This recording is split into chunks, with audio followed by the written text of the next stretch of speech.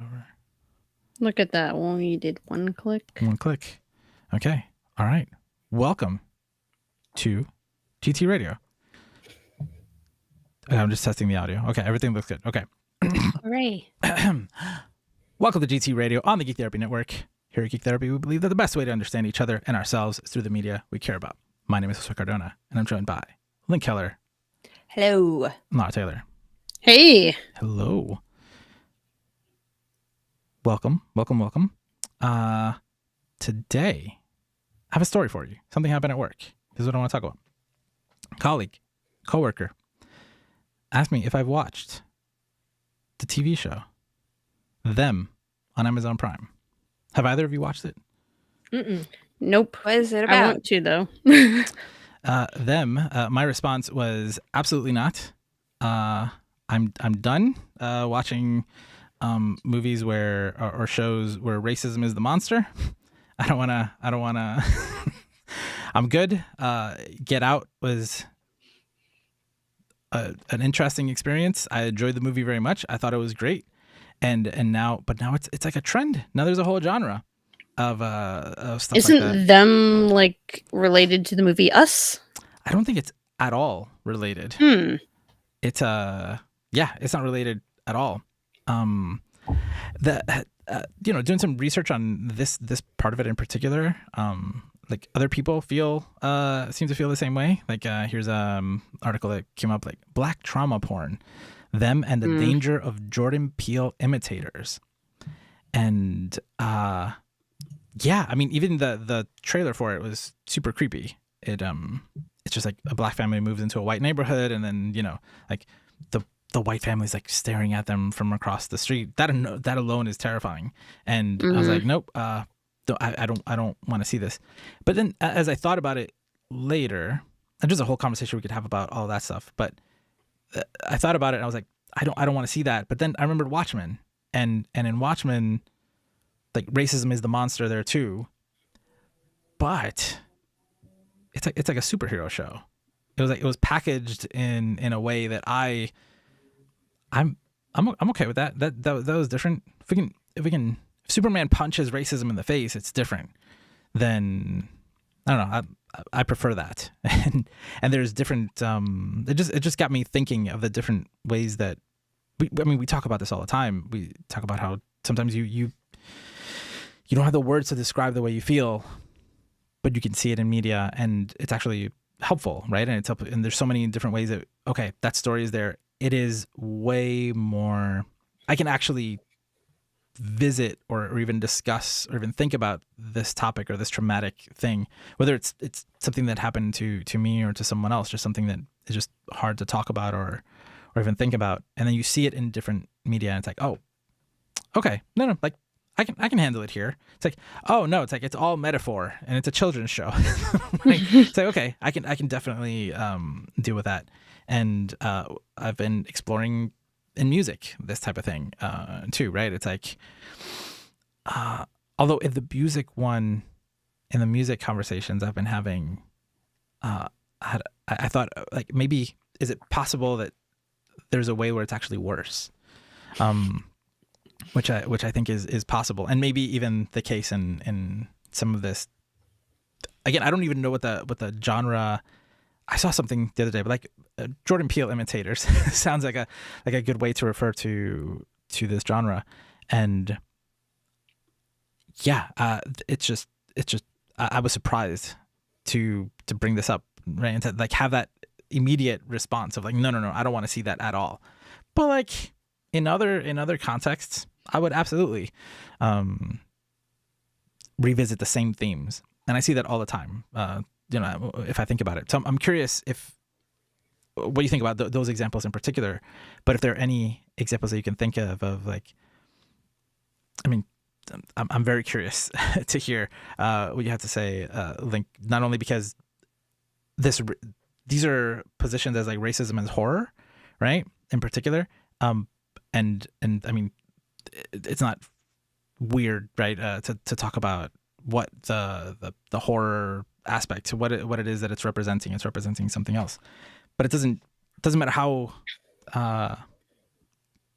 on the nose the metaphor is, right? It's usually not like exactly that, right? It's like the monster is literally the, like this white family across the street. Yeah, I haven't seen the show, so I'm not sure if there's more stuff to it there. So, It's interesting. I looked up them is done by I think the showrunner is Lena Waithe. Mm-hmm. Who Yeah. I actually like a lot. Yeah.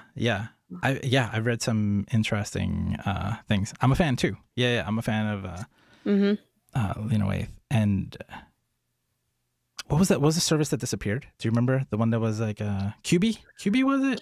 Queeby. Yeah. Queeby? The what? No. What? Queeby? No. She had a show that was all about sneakers. It was really good. It was like a love letter to sneakers. But yeah, then she made them. Again, lots of interesting thoughts on that. But I'm curious what you think. Like, and also, like, you explore a lot of death in different types of media, and I think that's also one of those things where I sure, like I'll go through 7 different stories about death in What Remains of Edith Finch, but in other media I'm like, oh no, like this character's gonna, I don't want any part of it, or like, oh, that song is too sad, or etc. Like it just depends on how it's packaged, and yeah, I don't know. I mean, we've talked about death in particular in the past, where like I feel like there's been there's a practice of the sense of loss. It's not the same, right? We're not saying it's the same as losing someone close to you, but to get to feel the loss is in a way that you're like, oh, I just felt the loss. I wasn't expecting that, but it happened in a way, in a package that was in a way that I can then reflect on and experience in a particular way that's not too bad. No. Thoughts, Link? Yeah. Yeah. Yes. Yeah. I think that is one of the great. I apologize if you can hear screaming in the background. I closed the window, but I can still hear it. So I cannot. Yeah, I'm. Sometimes I record and that happens too. And yeah. I like just started up as I started talking, so I'm like. Did you hear Did you hear my question? I did. Yeah. Okay. Sort of. Yeah. I think I parsed it. Gotcha. One of the things I really love about horror as a genre is that it is a way to engage with darker, more upsetting themes and ideas and events that have happened, or made up ones that are metaphorical for real things. I think that is one of horror's great skills, is that it gives us space to engage with these kinds of things that are uncomfortable with intention. You know, you go in knowing that it's going to be uncomfortable and scary, and that's you signed up to watch it. You agreed to do that. So I think that there's something definitely beneficial in being able to have those kinds of outlets.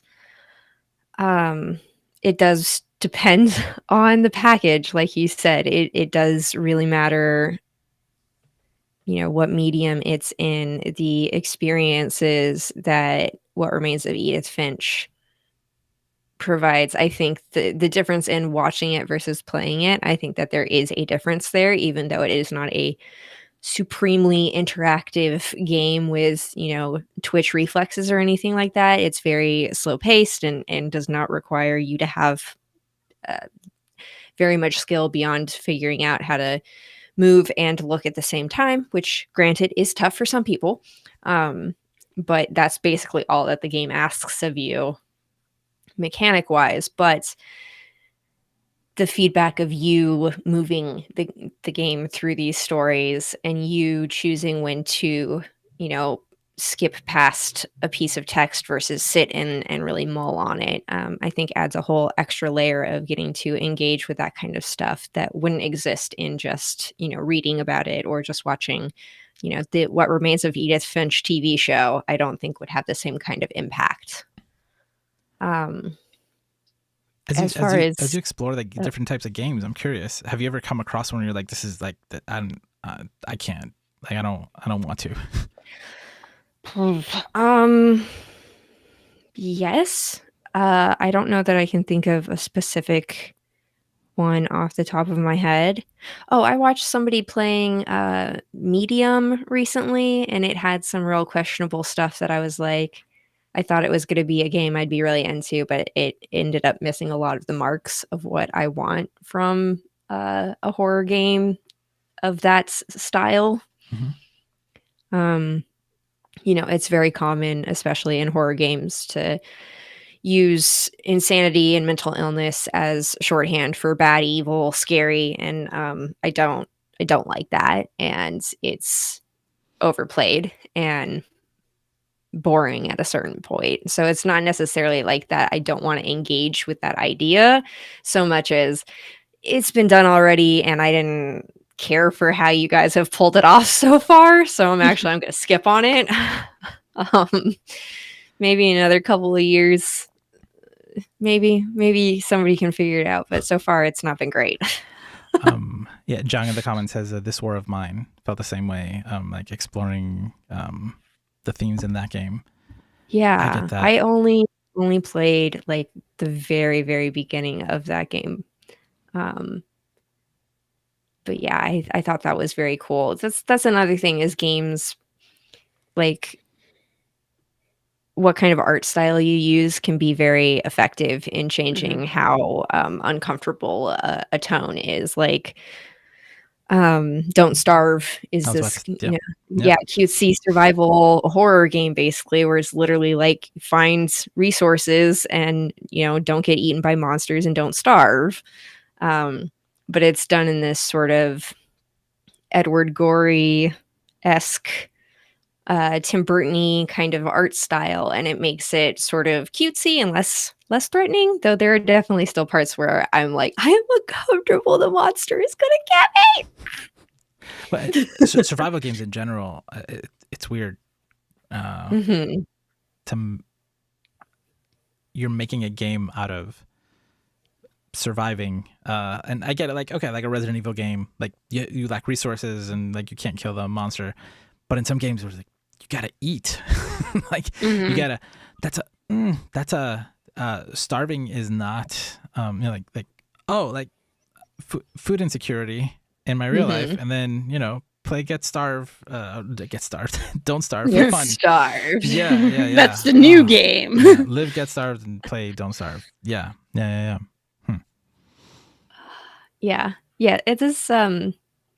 It is interesting what games do, because the point is always like, is this going to be an engaging mechanic? Is it going to be fun for people to play? And so a lot of times realism is ditched because it's not fun.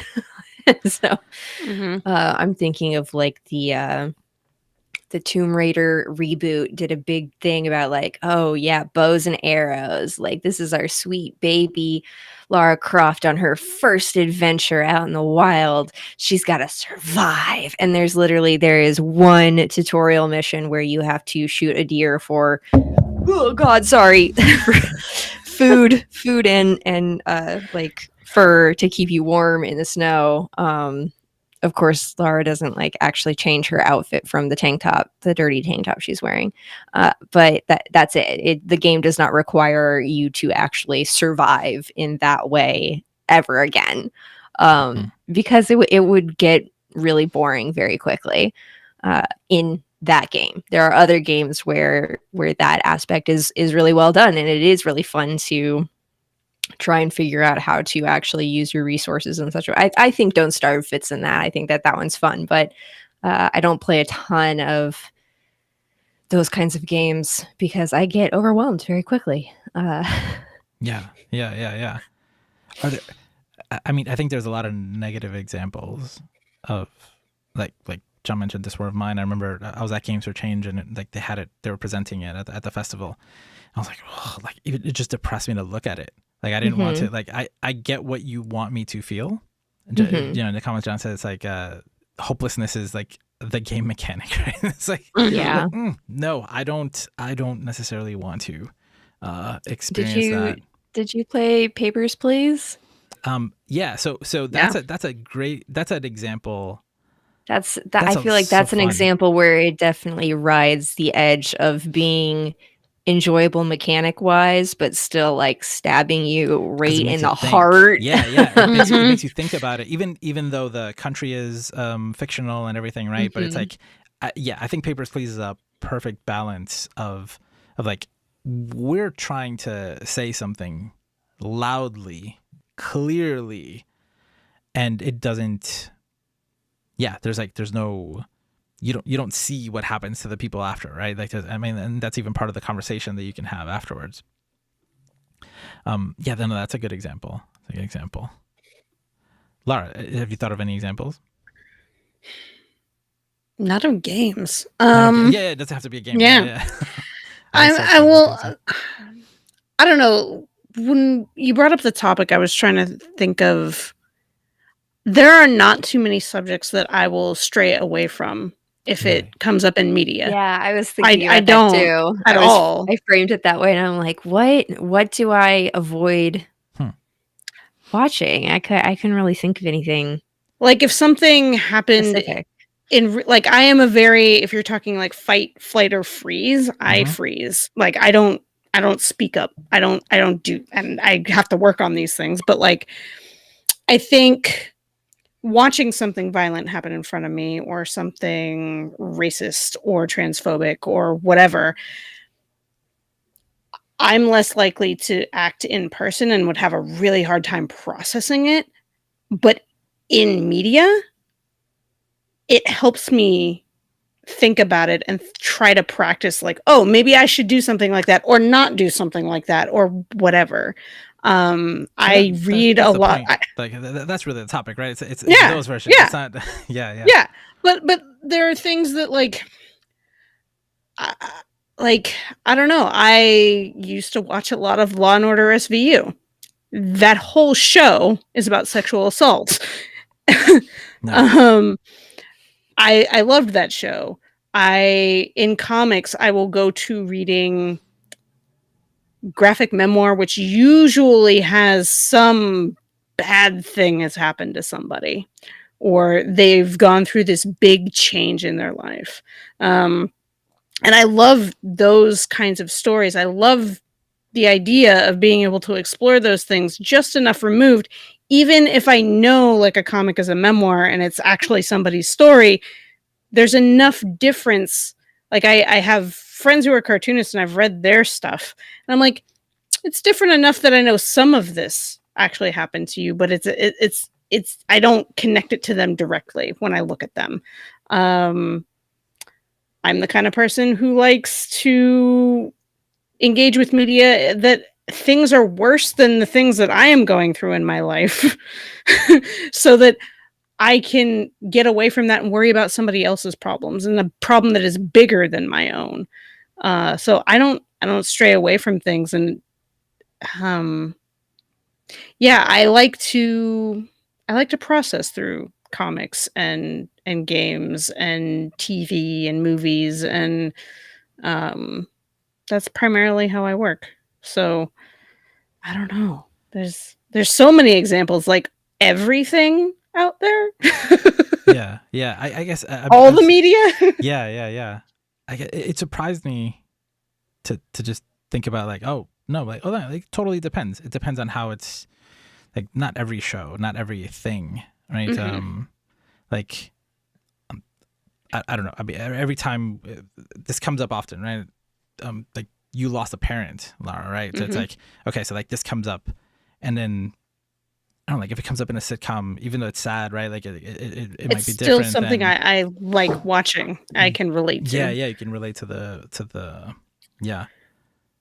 And And there are some things like certain, like when Link brought up art style in games, I think there are certain aesthetically in a comic I can't read something even if the story is wonderful. If the art isn't something I find aesthetically pleasing, I can't read it. Um, so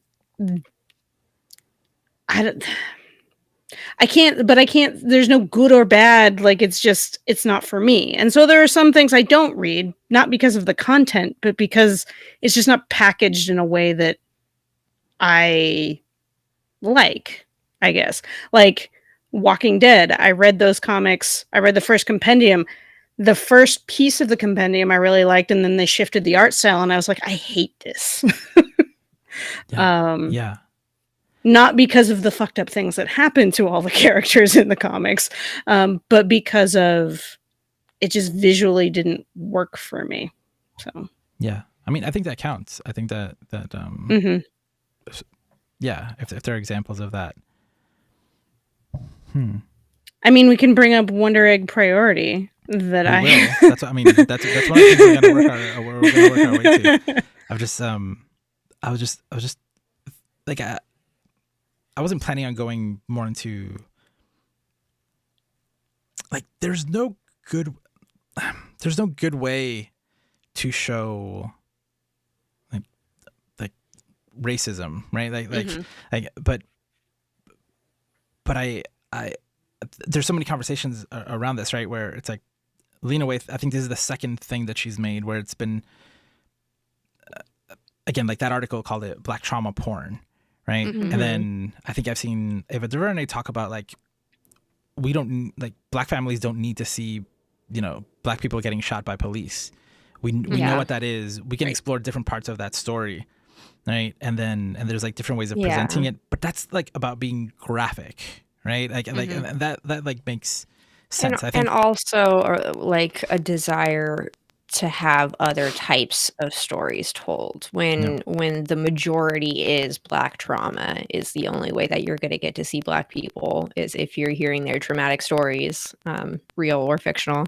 yeah. It's the same thing with queer stories and having it always be like the coming out story. It's like, okay, that's great, but we want something else now. Like we want other versions of this story.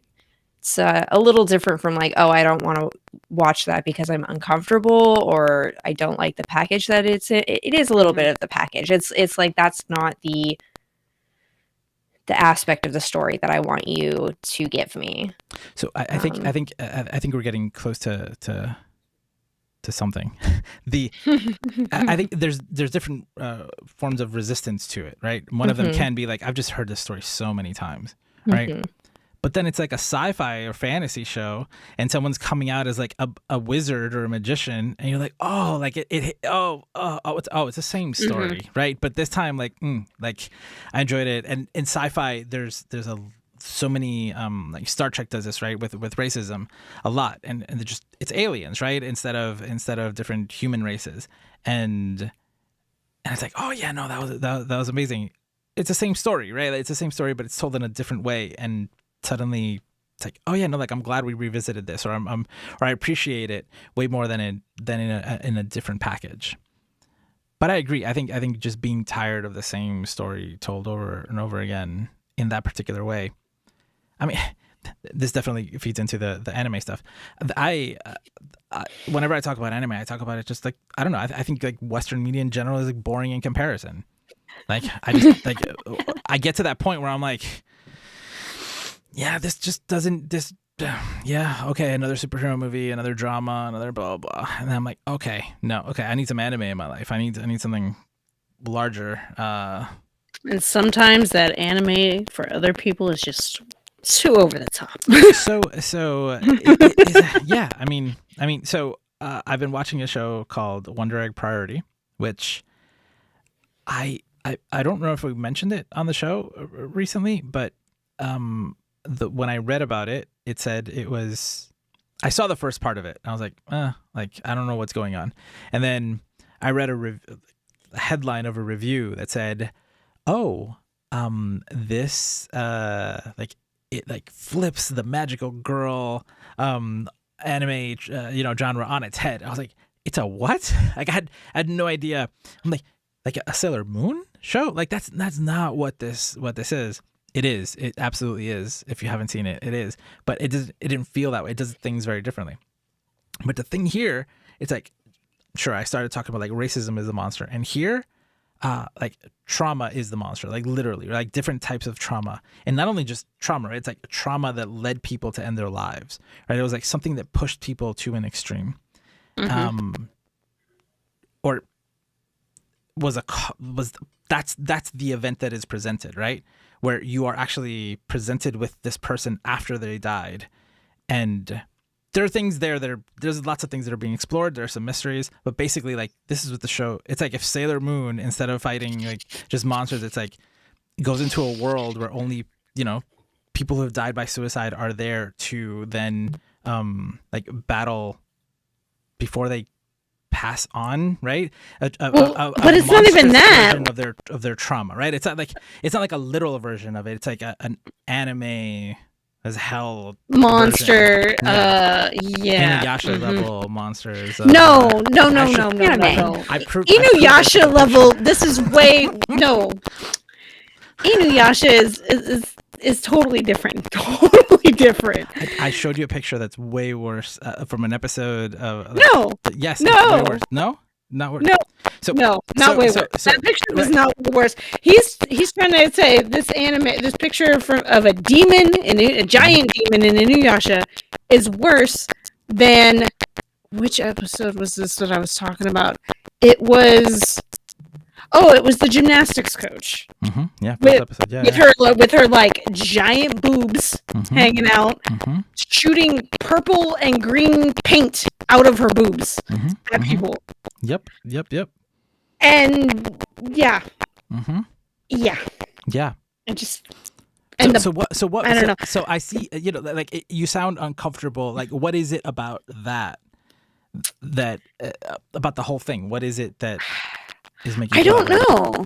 I think it was just weird for me. Like I'm so used to sci-fi fantasy stuff, so Inuyasha makes sense to me. Demons,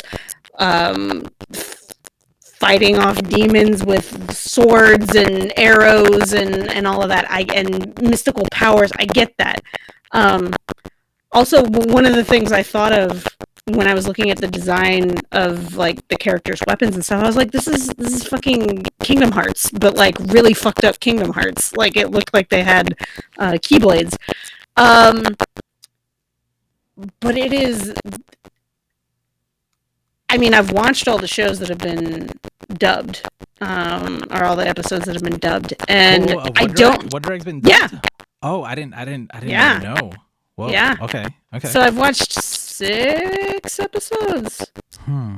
Okay. 6 episodes. Yeah, you've seen a lot of messed up stuff. I've seen a lot of messed up stuff. I've only seen the first episode. It's So you've seen the monster, you've seen the gymnastics coach monster, right? In the first episode. Yes. Okay. No. It is. I don't know. I deal with, as a therapist, I deal with a lot of trauma. So this wasn't bad. I didn't think it was bad. I was just like, this is a lot. This is, when you ask me, is it the anime-ness or the trauma? I think I said both, but I'm leaning more towards, I don't do, like, I loved Evangelion when I was younger, but I feel like it was too fucked up for me now. Like, it is like... I mean, you're not wrong. Like, it probably messed you up as a kid. Yeah. Oh, actually, that reminded me of an example of that aspect of, like, when I was younger, in several, like, YA, like, fantasy novels I read, and in some, like, movies and stuff, there is a romantic aspect between a young woman and an older, more knowledgeable man. And as a kid, I didn't, like, as a teen, that didn't even register to me. But now, as an adult, that stuff makes me way more uncomfortable, and I do sort of about some of it.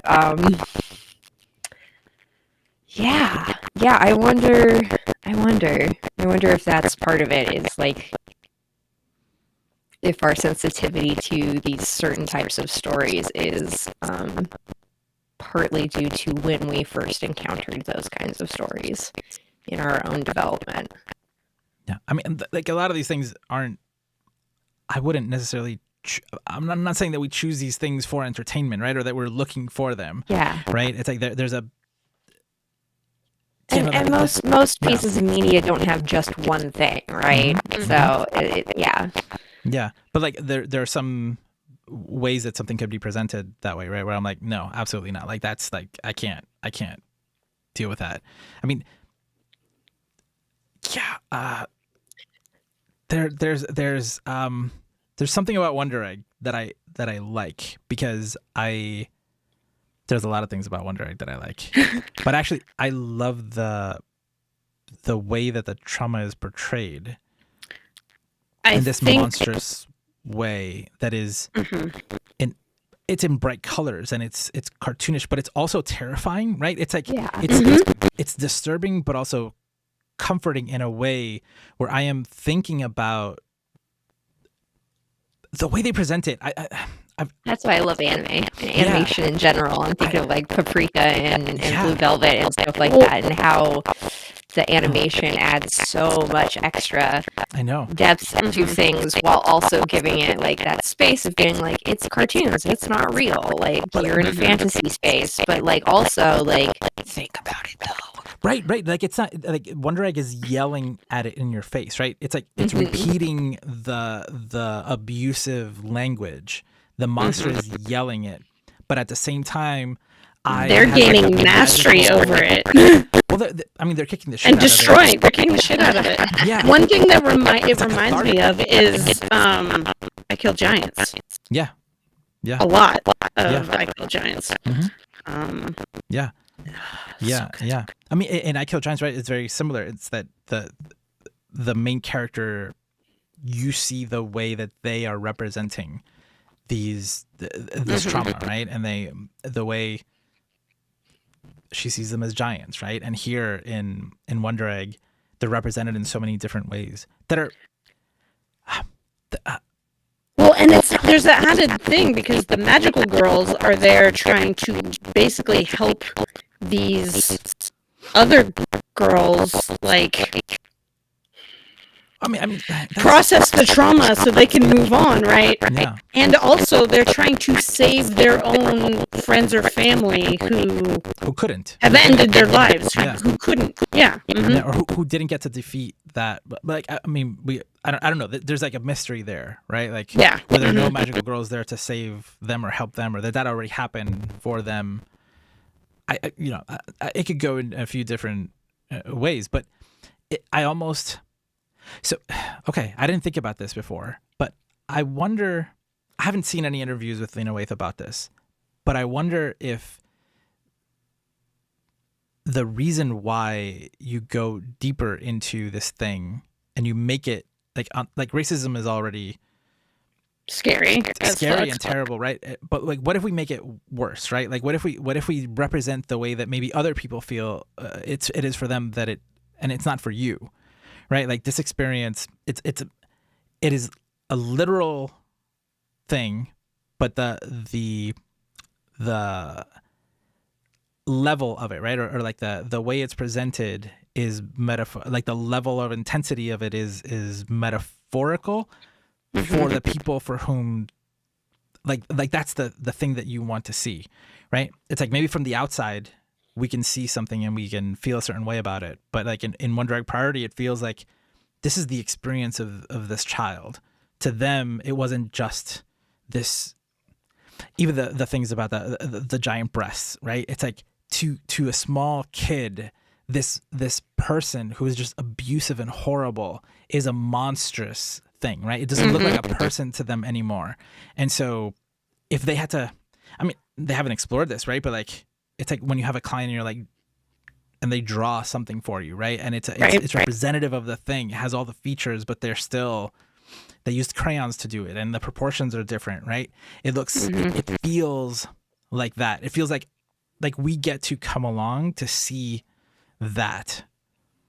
And I don't know, maybe the reason why I enjoy, I don't like the feeling of hopelessness in horror, right? I don't like, I mean, sometimes it depends, right? It depends on what mood I'm in. But like, seeing just people like, oh, there's 8 people, and at the end there's only 2 left, right? Like people just died, right? Like, there's no, some people got out, some people won, right? But I'm not saying stories have to always wrap up nicely, but there's something that feels really good to me about Wonder Egg Priority, where it is a battle, and then like they can actually win. Like, I liked Watchmen, where all of these revelations showed you, it was like, oh, wait a minute, the people who were oppressed and underrepresented, it was different, right? Like the outcomes, you can't change the suffering, you can't change that, but you get to have that moment of like, oh, but some sort of victory in the end, right? Something you don't come out of it at the end feeling just like, oh, like that was like, I don't think you could show me, like if you show me if I see a movie and at the end it's like, and we solved racism, wah, and everybody's clapping and everybody's happy, I wouldn't it would disgust me. But put that in some anime, right? And chop it. Where instead of just saying we solved racism or whatever, they're like actually fighting it, and The you racism get to becomes see the this monster victory. and compressed, and somebody like slices it with a sword and does the thing where And you it's- witness the victory instead of just like this false. I like, live the victory. I'm like, yeah. It's like the end of Gurren Lagann. It's like, oh, we're fighting against the anti-spiral energy. It's like, is this a metaphor for mortality? It's like, even if you fight, eventually you'll grow too big and the spiral will collapse and it'll be anti-spiral anyways. Yeah, but what if we keep fighting?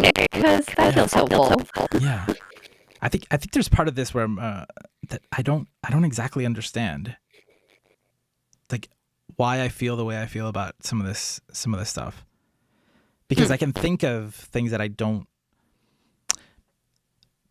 Maybe it's like. Maybe it's what satire does, right? And parody and like right, those things that like you can make fun of something that is so terrible, but you can make a joke about it and suddenly you're like, okay, and you can think about it. Maybe it's this. Maybe this is exactly what it is, because I've like I have gun violence makes me extremely uncomfortable. Video games, I can't even, if I'm playing a game that has gunfire, I need to turn off the sound effects, because it just, I get extremely anxious. And I don't enjoy it. But sometimes, have either of you seen Django Unchained? No. Yeah. So, like, there's I mean, this happens, a whole bunch of stuff happens there, but there's this one scene where like Django shoots somebody with a gun, like at an angle, and then the person just flies off like a cue ball, like if they were playing pool, right? And it's just like, it's so cartoonish and ridiculous.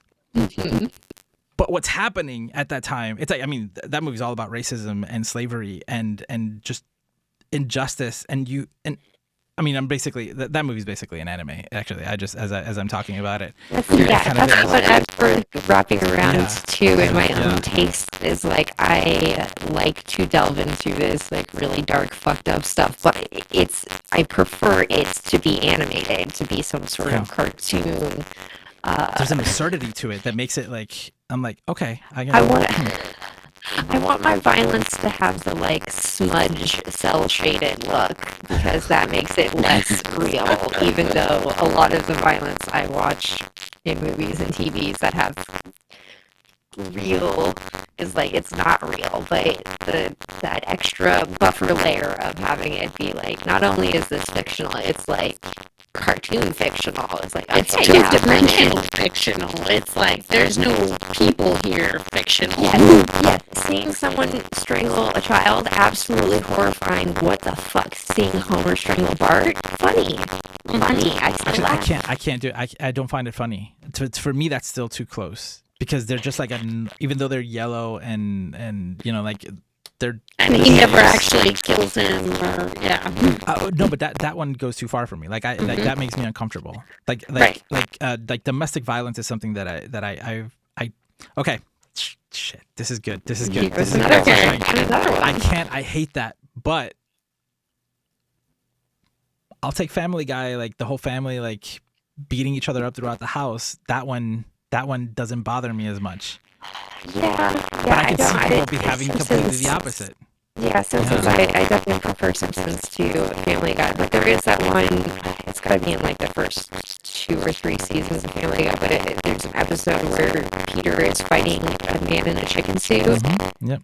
and it's like, a long, gratuitous, like, that is very funny, but that is like, that's the joke, is that Exactly. it keeps going and going and it continues through like multiple seasons. Like they have like rematches. Yes. It happens. Yeah. Yeah. That's probably one of the few things of Family Guy where I'm like, both I remember it and I like it still, instead of remembering that was really gross, and I don't think that's funny anymore. Yeah, that's the kind of absurdity where, again, maybe I'll see it now and I'll feel differently about it. But like where the family, like, just like something happens and then like someone strangling their kid and just like squeezing the air out of them, it makes me uncomfortable. But then Family Guy, like literally, like the whole family just gets into this whole battle royale, and the jump is so huge. Like the jump is so gigantic, and people are like falling down the stairs, and at the end they're just watching TV. Right? It's like, it's different. Not that it makes me feel any. I don't think they're trying to. I mean, I'm pretty sure neither show is trying to say anything about domestic violence. Right? There's no way here. There's no. It has nothing to. It is. I think it is trivializing domestic violence. So in general, they both bother me in that sense. But one I can at least like find funny because of the absurdity of it. And they're not trying to explore the ideas of family dynamics or domestic violence or anything like that. Unlike some of these, the other examples that we've talked about. Where Interesting. I've got a question for you. You introduced me to Shameless. Mm-hmm. How do you feel about that show? Which part of Shameless? There's violence, there's drug use, there's drinking, there's definite neglect and child abuse. I don't recall any domestic violence. Child abuse, we could go on for 3 hours. I'm trying to remember the actual domestic violence. There's definitely. Didn't Frank hit one of the boys? I don't remember. I mean, he might have been older. I don't remember. I don't remember, but Frank is a piece of shit, right? Like, there are funny. I enjoy the show a lot. But like, and funny. I mean, the funniest thing is that he never dies when I hope he dies, right? Like he just keeps many multiple times. I enjoy the show a lot, and I think the cathartic piece of it, right? Part of the thing that the show is trying to show is that society isn't fair, and some people live in completely different situations, and you do different things, like families do different things to survive, and they just live differently, right? And it's a very different family doing things, unlike your usual typical drama TV show. But the show frequently has the moments where it doesn't matter that they were screwed over by the employer, by the county, by whatever, by someone who is racist, by someone who is smarter, or someone or whatever, right? Like they usually come out okay in the sense that like they take care of each other and blah blah blah. Like there are those moments where they kind of they win, and I don't think anybody is ever rewarded for any of that behavior. So I like Shameless. Okay. I can think of examples in my mind. I think of Legends. I think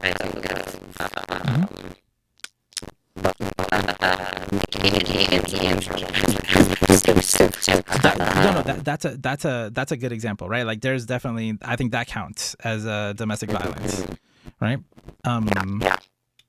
But I think I think Shameless is very traditional in the sense that it's a drama, and there's nobody wins for doing that, right? Like the relationships are complicated, right? But nobody gains anything from having a child consume cocaine, or having people fighting and hurting each other, or no one gets rewarded for stealing necessarily. Like it's not.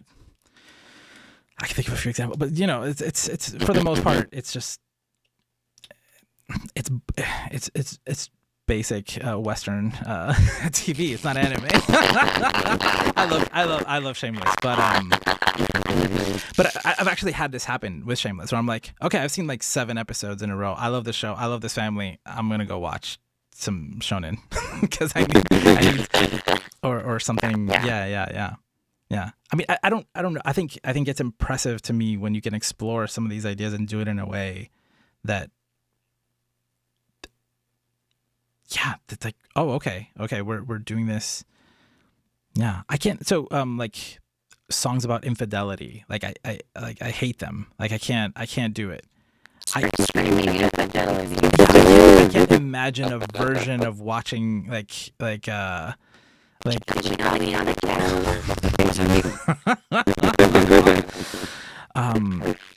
I can't imagine a version of that, or maybe, I mean, I don't know. I've been doing a lot. This episode has been great. I've been doing a lot of reflecting. I can't think of a version of that where I'm like, oh, okay, that's maybe when someone's like, it happens as like, it's like payback or something, right? Like something maybe you can make jokes about it, but I can't think of another, a version of that. Like I've even seen cartoons, right, where they're like, oh, like this person is addicted to a substance or something, right? And they're just trying to be like a PSA or something, but like, it's like, oh, you didn't say the words, but like that was, okay, I get it. Have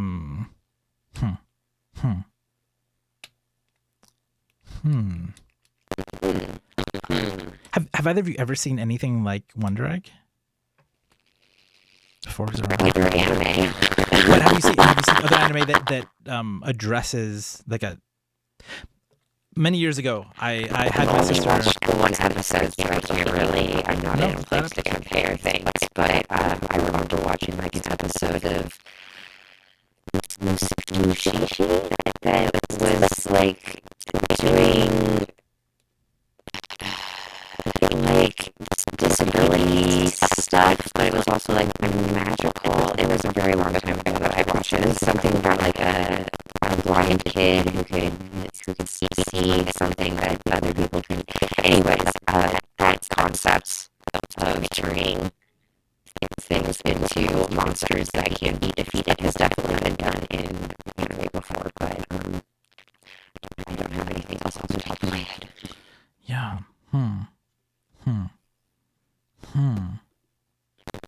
Yeah, I mean that reminds me of Dororo, which is like this kid who like loses, like as a baby in a deal with demons, loses both arms, both legs, ears, eyes, nose, and skin. And at the end, still fights all the demons and wins. But there's no, it's as strange as that seems, it's kind of literal. It's like, it's more like there's no, yeah. I don't know if Wonder Egg feels special to me. I wonder if Jang is still there, if there's any version of this. I mean, I mentioned Fooly Cooly. What happens in Fooly Cooly that I forgot the stuff. I forgot the specifics. Do you remember? No? What? Puberty. Yeah. The metaphorical experience of choosing to be a man instead of a boy. But also forehead robot. Laura mentioned Evangelion earlier. I mean, there's a lot there. That one counts. That one definitely counts. Yeah. I mean, I feel like Full Metal Alchemist is it's a little different. It's more on the nose, but it's like they're dealing with the loss of their mom. No, I think it counts. I think it counts because it's the setting, it's the world, it's the fact that Alphonse is like, if you describe what happened to them and what is happening to them, it is so terrible. But when you look at Alphonse and you hear his voice, right, and you see the relationship between them, it's like it's very, it's comforting and it's fun.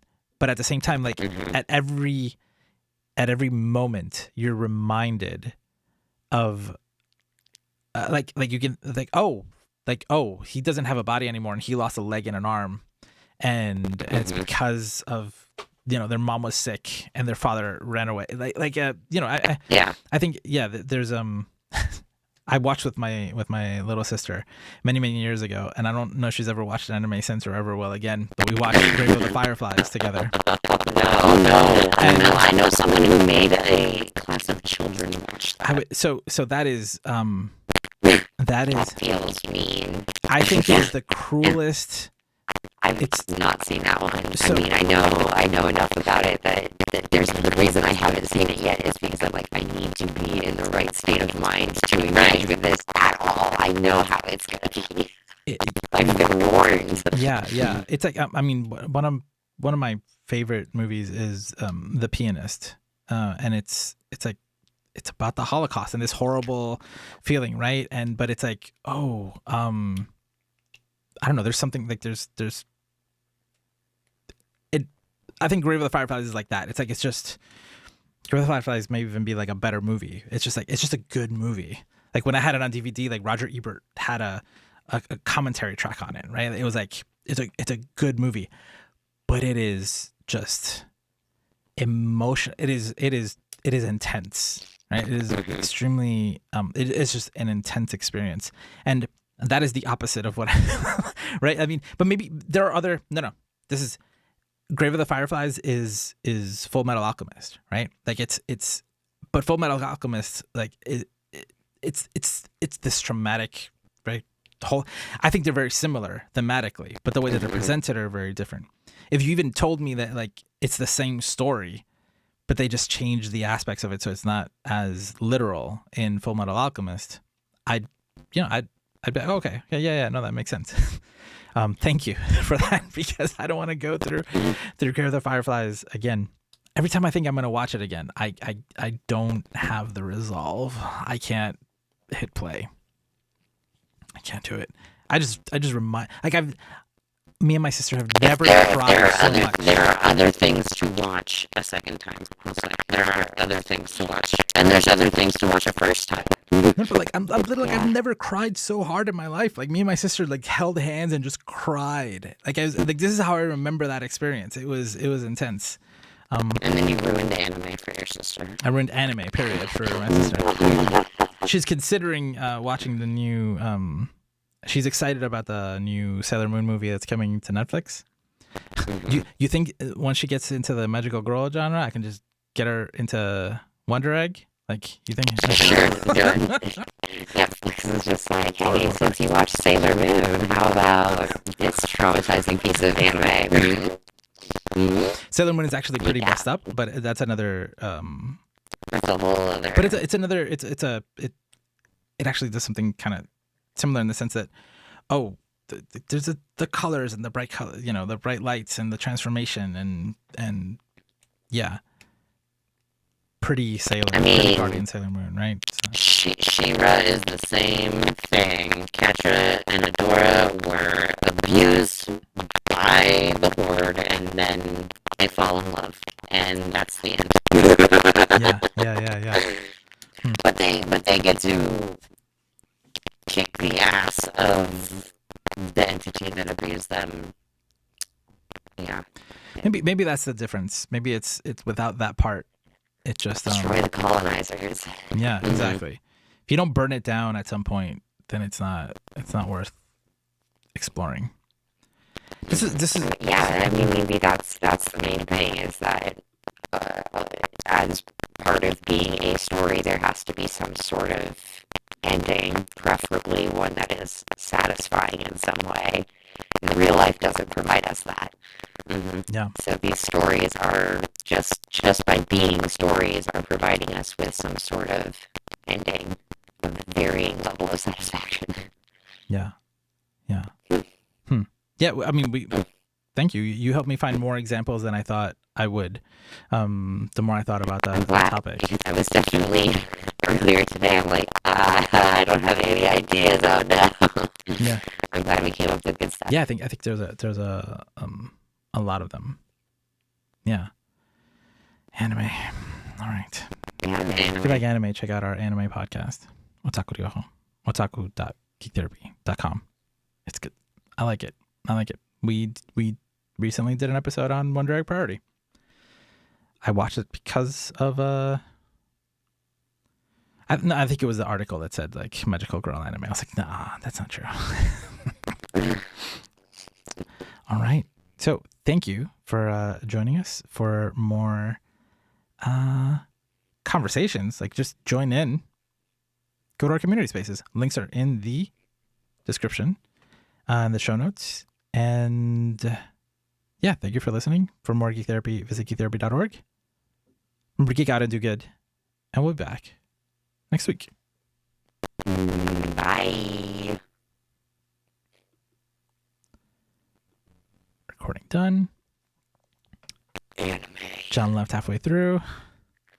And That's okay. it's okay.